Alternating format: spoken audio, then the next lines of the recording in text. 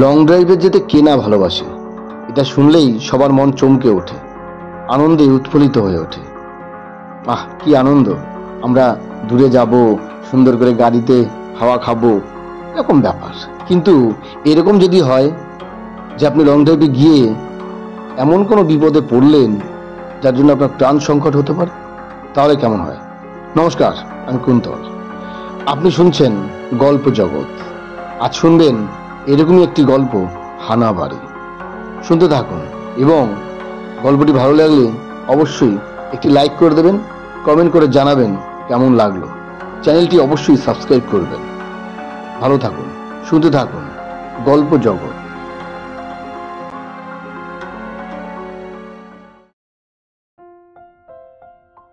হ্যাঁ গো, শুনছো? অনেকদিন হয়ে গেল আমরা লং ড্রাইভে যাইনি। কালকে কিন্তু নিয়ে যাবে। বেশ, কাল রবিবার আছে, অফিসে ছুটি, নিয়ে যাব। এবার খুশি তো? নিশ্চয়ই, লং ড্রাইভে যাব আর খুশি হব না? আচ্ছা ঠিক আছে, এখন আর কথা নয়, তাড়াতাড়ি খেয়ে শুয়ে পড়বো। কাল খুব ভোরে আমরা বেরোবো, কেমন? অনুজ আর ইশিকা দুই কাপেল। ওদের বিয়ে হয়েছে 4 বছর হলো। এই 4 বছরে অন্তত 40 বার ওরা লং ড্রাইভে বেরিয়েছে। ওদের জীবনে এটাই নেশা। আর অন্য কিছুর প্রতি, যেমন ভালো সিনেমা দেখা, ভালো খাবার খাওয়া, খুব দামি জামা কাপড় কেনা, এসবের কোনো শখ নেই। শুধু বাইকে করে হাইওয়ে দিয়ে সা সা করে ছুটে দূর থেকে দূরে চলে যাবে, এটাই ওদের জীবনে একমাত্র প্যাশন।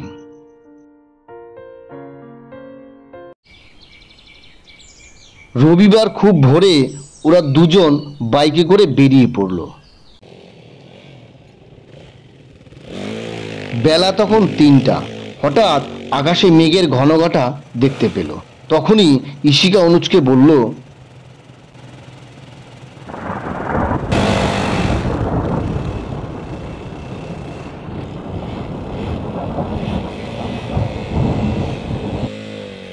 আজ যেতে হবে না, আকাশে মেঘ জমছে। আরে ধুর, মেঘ দেখেই ভয় পেয়ে গেলে? সাথে বাইক আছে না, আর তাছাড়া যদি বৃষ্টিও এসে যায় তাহলে কোনো একটা দোকান ঘরের ছাউনিতে দাঁড়ানো যাবে। তুমি অত ভেবো না। আর এই পরিবেশে বাইকে যেতে কত ভালো লাগছে বলো তো? কি সুন্দর ঠান্ডা বাতাস শরীরে ছুঁয়ে যাচ্ছে। কথাটা শেষ করে মনের আনন্দে বাইক নিয়ে ছুটল অনুজ।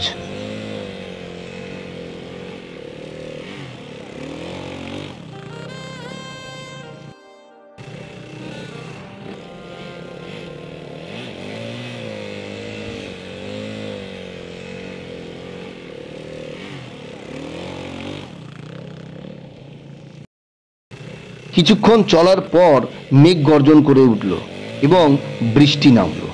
ইশিকা এবার ধমকের স্বরেই বলল,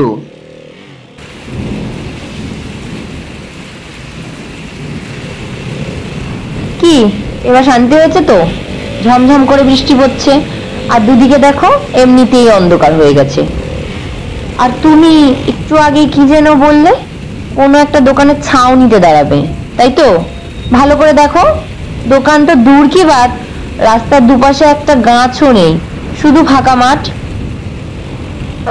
দোকানের ছাউনিতে দাঁড়াবো? এখন হ্যারিকেন নিয়ে দোকান খোঁজো। এই বৃষ্টিতে ভিজে যদি কাল জ্বর হয় না, আমি দেখবো না, পড়ে থাকবে বিছানায়। অনুজ যেন এবার জব্দ হয়েছে। ও বাইকটাকে আরো জোরে চালিয়ে একটা মাথা গোজার আশ্রয় খুঁজছিল। হঠাৎ দূরে একটা অপেক্ষাকৃত অল্প গাছপালায় ঘেরা পুরনো একটা বাড়ি দেখতে পেল। অনুজ আর দেরি করলো না, বাইক ঘুরিয়ে বাড়িটার কাছে চলে গেল। বাড়িটার কাছে গিয়ে দেখলো পুরনো হলেও তেমন ভাঙাচোরা নেই। অনুজ গাড়িটা থামিয়ে ডাক দিল, বাড়িতে কেউ আছেন? আমরা বৃষ্টিতে খুব বিপদে পড়েছি, বৃষ্টি না কমা পর্যন্ত আমাদের একটু আশ্রয় দেবেন? কিন্তু কোনো সাড়া পাওয়া গেল না। ইশিকা এবার বলে উঠল, মনে হয় এটা পরিত্যক্ত বাড়ি, চলো না আমরা ফিরে যাই। আরে না, বৃষ্টিতে কি করে ফিরবো? কেউ যদি না থাকে তবে আমরা নিজেরাই ঢুকে পড়বো, বৃষ্টি কমলে চলে যাব। আরে তুমি যে বাড়িতে ঢোকার কথা বলছো, কেউ তো নেই। শুনেছি পরিত্যক্ত বাড়ি নাকি পোড়ো বাড়ি, আর এ ধরনের বাড়িতে প্রেতাত্মাদের বাস। তাই বলছি ঢোকার দরকার নেই। বৃষ্টিতে ভিজে যদি জ্বর হয় তাতে ক্ষতি নেই, কিন্তু এই বাড়িতে ঢুকে যদি আমাদের বড় কোনো ক্ষতি হয়ে যায় তখন সামলাতে পারবে? প্লিজ চুপ করো, এইসব কুসংস্কার বিশ্বাস করো তুমি? আজকের সময় আর ভূত প্রেত থাকে না, সব গভীর অরণ্যে চলে গেছে, বুঝেছ? আর কথা না বলে তাড়াতাড়ি চলো, এমনিতেই বৃষ্টিতে ভিজে স্নান করেছে, এরপর আরো ভিজলে না নির্ঘাত নিউমোনিয়া হবে। ইশিকা আর কথা বাড়ালো না, ওরা দুজনেই ঘরের মধ্যে ঢুকে পড়লো। বাড়িটা সত্যি একেবারে ফাঁকা। ওরা আলো জ্বালানোর চেষ্টা করলো, কিন্তু এই বাড়িতে কোনো ইলেকট্রিসিটি না থাকায় বৈদ্যুতিক আলো জ্বালাতে পারলো না। হঠাৎ ইশিকা একটা টেবিলের উপর অদ্ভুতভাবেই একটা মোমবাতি আর একটা দিশলাই দেখতে পেল। তবে মোমবাতিটা কিছুটা পোড়া, অর্থাৎ বোঝাই যাচ্ছে ওদের আগে কেউ এসেছিল এই বাড়িতে এবং তারা এই মোমবাতি নিয়ে এসে জ্বালিয়েছিল এবং তারপর হয়তো যাওয়ার সময় মোমবাতিটার সাথে করে নিয়ে যায়নি। এই কারণেই মোমবাতির পোড়া কিছু অংশ রয়ে গেছে। অনুজকে মোমবাতি দেখাতেই অনুজ মোমবাতিটি জ্বালিয়ে দিল।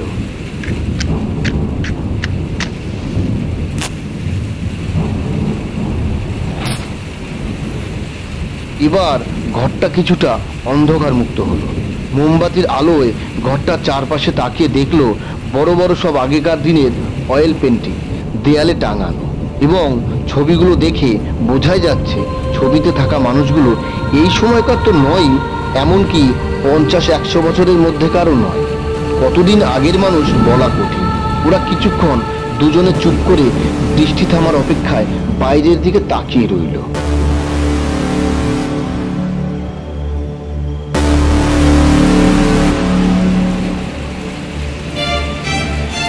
কিন্তু বৃষ্টি কমার কোনো লক্ষণ নেই। একই রকম ভাবে বৃষ্টি হয়ে চলেছে। বৃষ্টি না কমায় যতক্ষণ বৃষ্টি হবে ততক্ষণ এই বাড়িতে থাকতে হবে বলে ওরা দুজনেই ভালো একটা বসার জায়গা খুঁজছিল।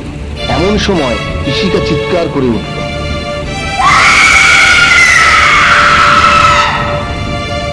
অনুজ সাথে সাথে ইশিকার দিকে তাকিয়ে বলল, কি হয়েছে, তুমি এটা চিৎকার করলে কেন?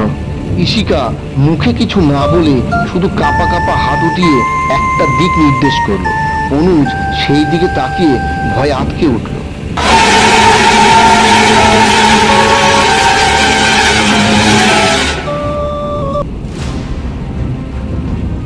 একটা মুন্ডহীন পুরুষ আর আধখাওয়া নারীর মৃতদেহ ঘরের এক কোণায় কেউ যেন পরম যত্নে বসিয়ে রেখেছে। তবে মৃতদেহের বয়স অনেক দিন হয়েছে, কারণ শরীর থেকে মাংস খসে খসে পড়ছে, তাতে পোকাও হয়েছে। অনুজ ভয়ে কাঁপতে থাকলো। এরপর নিজেকে সামলে ইশিকাকে সাহস জোগানোর জন্য বলল, ও ও কিছু না, মনে হয় কেউ ওদের খুন করে এই বাড়িতে রেখে গেছে। এই বাড়িতে তো কেউ থাকে না, তাই পুলিশের হাতে যাতে ধরা না পড়ে সেই কারণে খুনি হয়তো এই কাজ করে গেছে জানো। আর পচে যাওয়ার কারণ হলো ওই মৃত্যুর পরে তো বডি দুটোকে সৎকার করেনি, তাই দীর্ঘদিন থাকার ফলে পচে পোকা হয়ে গেছে। তুমি ভাববে না, তুমি একদম ভাববে না। বৃষ্টি কমলেই আমরা এই বাড়ি ছেড়ে চলে যাবো, কেমন? কিন্তু বৃষ্টি কখন কমবে? আরে কমবে, কটার বাজে? এলাম তো 3টের সময়। কথাটা শেষ করেই হাতের রিচওয়াচটা দেখে অনুজ ঘাবড়ে গেল। ঘড়িতে রাত 11টা। এর মধ্যেই এত সময় যে কি করে পার হয়ে গেল ওদের দুজনেই কেউ বুঝতে পারে না। এদিকে বৃষ্টির দাপট ক্রমশ বাড়ছে। মনে হচ্ছে পৃথিবী বোধহয় তার শেষবারের মতো বৃষ্টি ঘটাচ্ছে। আর কোনো উপায় না দেখে ওরা দুজনেই ঘরের মেঝেতে দেয়ালের এক কোণায় দুজনকে জড়িয়ে ধরে বসে রইল। এভাবে বসে থাকতে থাকতে দুজনারই ঝিমুনি চলে এলো। ওরা একটু ঘুমিয়ে পড়েছিল বোধহয়। হঠাৎ একটা বিকট হাসির শব্দে ওদের ঘুম ভেঙে গেল।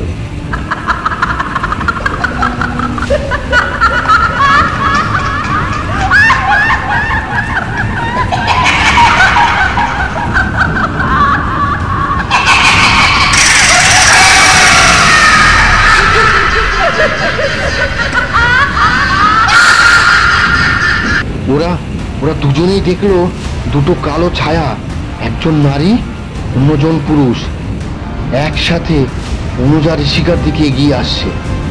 প্রথমে একটি ছায়ামূর্তি ঋষিকার দিকে হাত বাড়ালো, কিন্তু কোনো কারণে ঋষিকার কাছে পৌঁছালো না ছায়ামূর্তির হাত। এরপর অন্য ছায়ামূর্তি অনুজের দিকে হাত বাড়িয়ে বড় বড় নখ করে অনুজের মাথাটা এক টানে ছিঁড়ে নিল।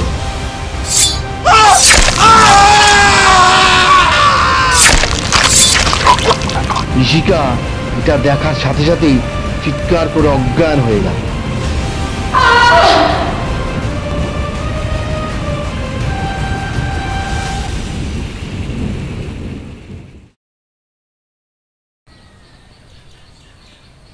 ঈশিকার যখন জ্ঞান ফেরে তখন ভোর হয়েছে। ঈশিকা দেখলো ওর পাশেই অনুজের মুন্ডহীন নিথর দেহটা পড়ে আছে। ও কাঁদতে কাঁদতে অনুজের বডিটা ধরে ঝাঁকাতে ঝাঁকাতে বলল, দেখো সকাল হয়ে গেছে, ওঠো, বৃষ্টিও কমে গেছে, বাড়ি যাবে না আমায় নিয়ে? তুমি না গেলে আমি কি করে একা ফিরবো?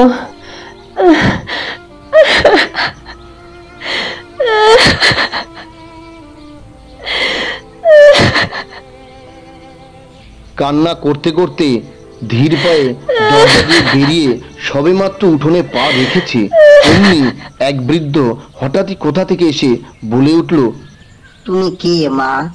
এখানকার বলে তো মনে হচ্ছে না, কারণ এই এলাকার সমস্ত মানুষ জানে এটা বাড়ি নয়, হানা বাড়ি, সাক্ষাৎ জমপুরি। এখানে যারা প্রবেশ করে তারা কেউ আর প্রাণ নিয়ে বাড়ির বাইরে বেরোতে পারে না। তুমি এই বাড়িতে এসেছো কেন, আর বেঁচেই বা আছো কি করে? ঈশিকা এই বাড়িতে কি কারণে এসেছে এবং এরপর কি হয়েছে সমস্তটা বৃদ্ধকে বলল। বৃদ্ধ সব শুনে বলল, হায় ঈশ্বর, এই একটা বাড়ির মাধ্যমে আর কত নিরপরাধ মানুষের প্রাণ নেবে। এবার তো কিছু একটা বিহিত করো। ঈশিকা এবার বলে উঠল, আমার স্বামী মারা গেছে, তাকে তো আমি ফিরে পাবো না, কিন্তু আমি চাই আপনি যদি এই ভয়ানক বাড়ি সম্পর্কে কিচ্ছু জানেন তবে আমাকে বলুন।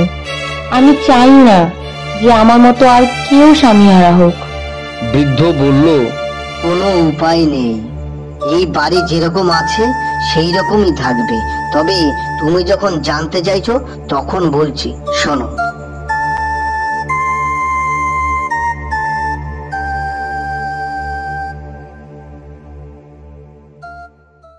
এই বাড়িটা যখন তৈরি করা হয় তখন সম্রাট অশোক আমাদের ভারতবর্ষ শাসন করেছিল।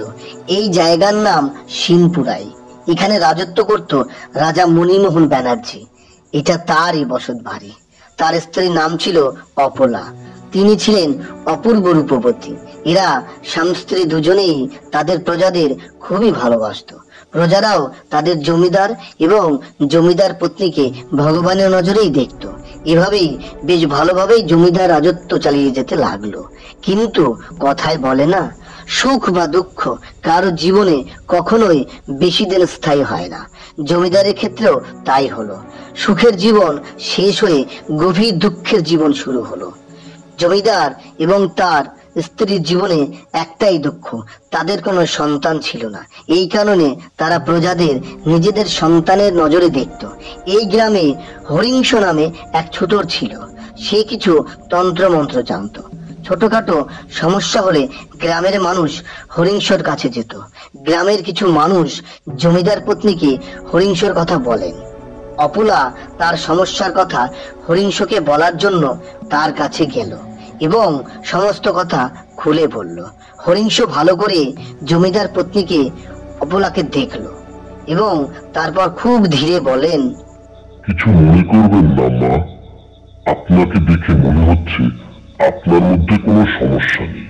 যা সমস্যা আপনার জমিদারের, তাই আপনাকে পরামর্শ দেব আপনি আমার সাথে সঙ্গম করুন, তাতে নিশ্চিত আপনার সন্তান হবে। অপুলা ধীর শান্ত হয়ে বললেন, আমি শুনেছি আপনি মানুষের সব রকম সমস্যা দূর করার ক্ষমতা রাখেন, তাই আপনার কাছে এসেছি। কিন্তু আপনি যে এ ধরনের নোংরা কথা আমাকে বলবেন সেটা জানা ছিল না। যদি আগে জানতাম তবে কখনোই আমার সমস্যা নিয়ে আপনার কাছে আসতাম না। আর বাকি রইল আমার স্বামীর সমস্যার কথা। যদি সত্যি স্বামীর সমস্যা থাকে তবে চিরকাল আমি নিঃসন্তান থাকবো। তবু অন্য পুরুষের সাথে সঙ্গম করে এ জমিদার বাড়ির উত্তরাধিকারী বানাবো না। আমি একজন পতিব্রতা নারী, আর একজন পতিব্রতা নারী কখনোই স্বামীকে ছেড়ে পরপুরুষের হাত ধরে না। কথাটা শেষ করেই জমিদার বাড়ির দিকে প্রস্থান করলেন। এদিকে অপলার কথায় হরিংশ খুবই অপমানিত বোধ করলেন, আর এই অপমানের পাল্টা জবাব দেওয়ার জন্য তার গুরু হিংরাজের কাছে গিয়ে সবকিছু খুলে বলল। সব শুনে হিংরাজ বলল, শোনো হরিংশ, নিজের স্ত্রী ছাড়া অন্য স্ত্রীর সাথে সঙ্গম তো অনেক পরে। পরস্ত্রীকে নিয়ে মনের মধ্যে সামান্যতম কামনার উদ্ভব ঘটলেও জানবে মহাপাপ। কিন্তু তুমি আমার একমাত্র শিষ্য, যে আমার সমস্ত কথা শুনেছ, এবং তুমি একমাত্র অনুগত। তাই এটা পাপ জেনেও তোমার মনের ইচ্ছা আমি পূরণ করব। তুমি আজ থেকে কাল অভিশাপ যজ্ঞ শুরু করবে, আর এই যজ্ঞে আমি তোমাকে সহযোগিতা করব, এবং যজ্ঞ সফল হলে তুমি যাকে অভিসম্পাত করবে সেই অভিশাপ সময়ের অন্তিম পর্যন্ত সে ভোগ করবে। স্বয়ং ভগবানও এই অভিশাপ খণ্ডাতে আগ্রহ দেখাবে না। এই কথা শুনে হরিংশ খুব খুশি হলো। হিংরাজ যজ্ঞের সমস্ত আয়োজন শুরু করলো। একটা মৃত 5 বছরের শিশুর দেহ, একটা কুকুরের কাটা মাথা, ময়ূরের মল, শেয়ালের যকৃৎ, সাপের দাঁত, নারীর ঋতুস্রাবের রক্ত এবং গরুর নারী, আর সর্বশেষে মোষের কিছুটা দুধ। এই সমস্ত উপাদান পঞ্চমুণ্ডির আসনে সাজিয়ে হরিংশকে মৃত শিশুর শবদেহের উপরে পদ্মাসনে বসিয়ে দিলেন, এবং ময়ূরের মল, নারীর ঋতুস্রাবের রক্ত এবং মোষের দুধ মিশিয়ে একটা তিলক কপালে এঁকে একটা মন্ত্র শিখিয়ে বললেন, তুমি এই মন্ত্র জপ করতে চোখ বন্ধ করে করবে, এবং আমি এই উপাদানগুলো যজ্ঞের আগুনে আহুতি দেব। আমি না বলা পর্যন্ত তুমি মন্ত্র জপ করে যাবে, থামবে না বা চোখ খুলবে না। হরিংশ গুরুদেবের কথা মেনে নিয়ে চোখ বন্ধ করে এক মনে মন্ত্র জপ করতে থাকলো। ওম রসিং জাগুরকলায় ভূতনং মনং সর্বাতিবিনাশাকাল সাপ যত বিচং নমঃ। ওম রসিং জাগুরকলায় ভূতনং মনং সর্বাতিবিনাশাকাল সাপ যত বিচং নমঃ। ওম রসিং জাগুরকলায় ভূতনং মনং সর্বাতিবিনাশাকাল সাপ যত বিচং নমঃ। হরিংশ এইভাবে মন্ত্র জপ করতে থাকে, আর তার গুরু হিংরাজ একে একে সমস্ত জিনিস যজ্ঞে আহুতি দিতে থাকে। এইভাবে অনেক সময় কেটে যাওয়ার পর মেঘের এক বিকট শব্দের সাথে সাথে এক অশরীরী এসে উপস্থিত হয়।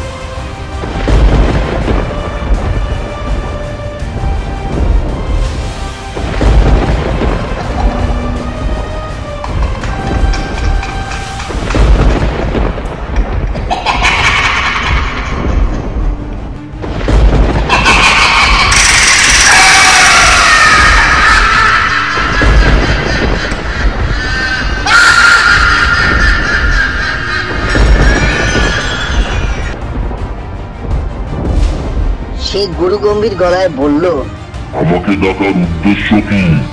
হিংরাজ বিনম্রভাবে বলল, আমার শিষ্য জমিদার পত্নীর দ্বারা অপমানিত হয়েছে, তাই আমার পরম শিষ্য হরিংশকে কাল অভিশাপ আশীর্বাদ করুন।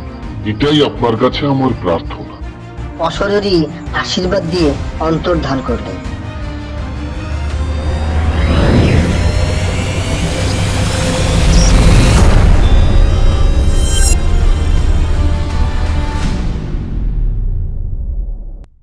হিংরাজ বললেন, হরিংশ, তুমি আজ থেকে কাল অভিশাপের অধিকারী।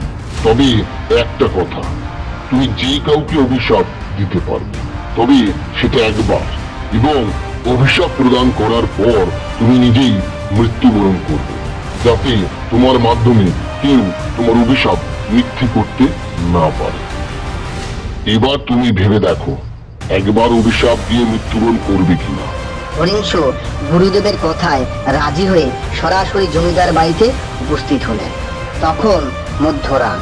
জমিদার এবং তার স্ত্রী তখন তাদের শয়ন ঘরে গভীর ঘুমে নিমগ্ন ছিল। এদিকে হরিংশ অভিসম্পাত করলেন। জানি না বোনা, তোমাকে আমি অভিসম্পাত করছি। তুমি যে স্বামীকে এত ভালোবাসো, সময়ের অন্তিম পর্যন্ত এখন যে অবস্থায় রয়েছো সেই অবস্থায় স্বামীর সাথে পাথর হয়ে যাবে। যে জমিদার বাড়ি নিয়ে এত অহংকার তোমার, স্বামীকে নিয়ে এই জমিদার বাড়িতে আটকে থাকবে, উঠোনে পর্যন্ত নামতে পারবে না।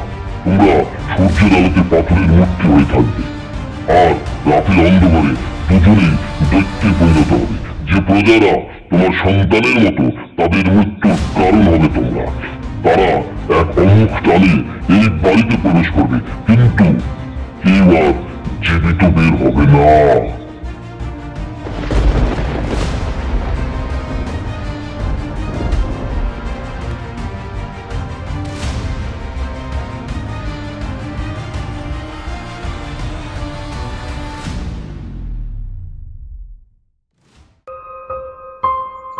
এই অভিসম্পাত করে হিমালয় পর্বতে গিয়ে মন্ত্র দ্বারা প্রাণ ত্যাগ করে।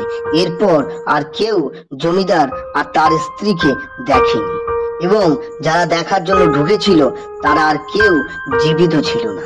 এইভাবে ধীরে ধীরে অনেক গ্রামবাসী এই বাড়িতে ঢুকে মারা গেল, এবং যারা ছিল তারা মৃত্যু ভয়ে পালিয়ে গেল। ধীরে ধীরে গ্রামটা পরিত্যক্ত হয়ে গেল, এবং এই অবস্থায় বাড়িটি পড়ে রইল। মাস 6 আগে তোমাদের মতোই এক স্বামী স্ত্রী এই বাড়িতে এসেছিল, তোমরা তাদেরই মৃতদেহ দেখতে পেয়েছো। এবার আমার প্রশ্ন হলো, তোমার স্বামী মারা গেল, কিন্তু তুমি বেঁচে রইলি কিভাবে? এই কথা শুনে ইশিকা গলায় থাকা ওম চিহ্ন আঁকা লকেট দেখালো। বৃদ্ধ বুঝলো এই লকেটের প্রভাবে সে বেঁচে গেছে। ইশিকা তার সমস্ত সুখ হানাবাড়িতে রেখে বাড়ির পথে পা বাড়ালো।